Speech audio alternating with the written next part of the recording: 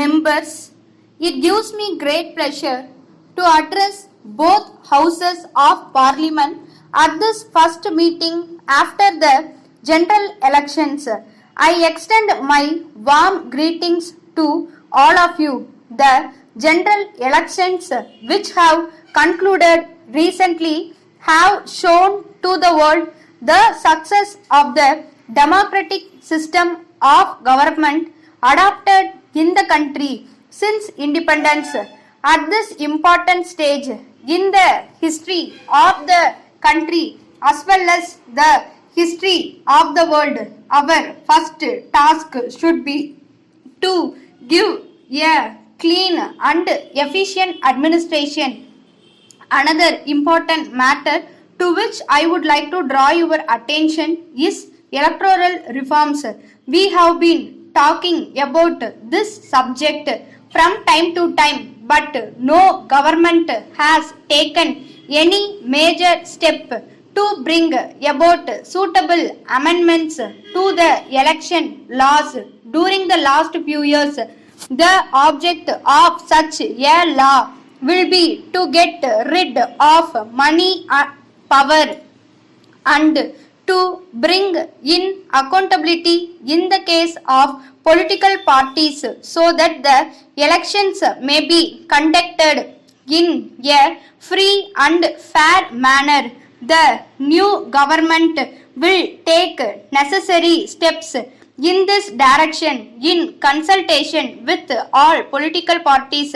On this occasion, it would be proper for me to point out that the government will always try to maintain the honor and independence of the judiciary.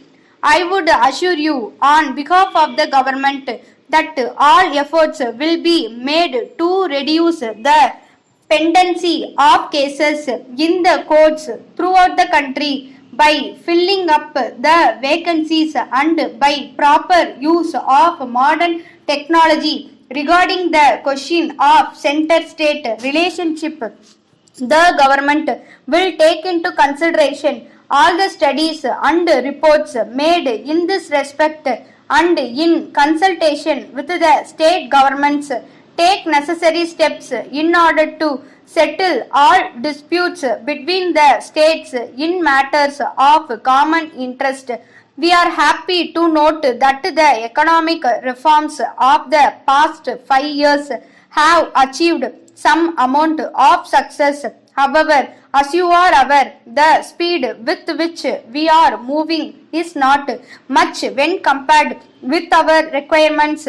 This government would give personal attention to this matter and speed up the reforms while maintaining the basic framework of a sound economic policy. The economic development of a country in any part of the world can be maintained at a steady rate only if the external loans of the government are limited to the minimum. As far as this matter is concerned, I do hope that you will be aware that the existing borrowings of our country are now very high. In this connection, attention will also be paid to the aspect of expenditure by the government, which is increasing day by day. The government will take all necessary steps to reduce the loan burden and also to reduce the expenditure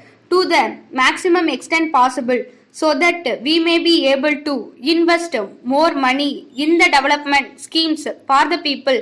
The government will also study the investment made by the state in the public sector undertakings so that each rupee invested by the government may be put to proper use. On this occasion, I would like to inform both the houses that the government are going to bring the honorable that the government are going to bring about reforms in the corporate sector also. Suitable change will therefore be made in the company law and land ceiling laws to ensure full use of our resources so that our industry may be able to meet the competition from other parts of the world.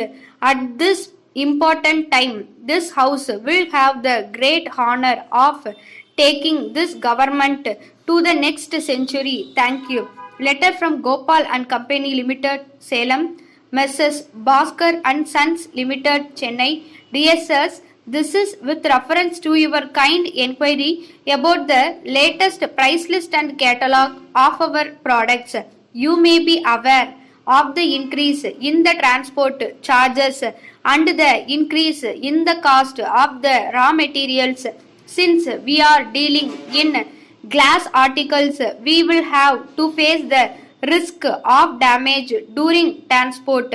We are sorry to inform you that our factory remained closed for 2 months last year, and this has resulted in the decrease in turnover compared to the previous year. We are therefore not in a position to supply the articles at the existing rates and are forced to increase the price by 5%.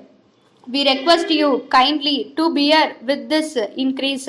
We also request you to take all steps necessary to market our products in this part of the country, and we are willing to pay the necessary charges that may be incurred by you in this regard. On this occasion, we would like to place on record our gratitude for your support and help, which has helped us to tackle our difficulties. We look forward to the pleasure of your continued support in the years to come. We enclose herewith our latest price list and catalog. We would be glad to send you any other information that you may require. Yours faithfully, 7.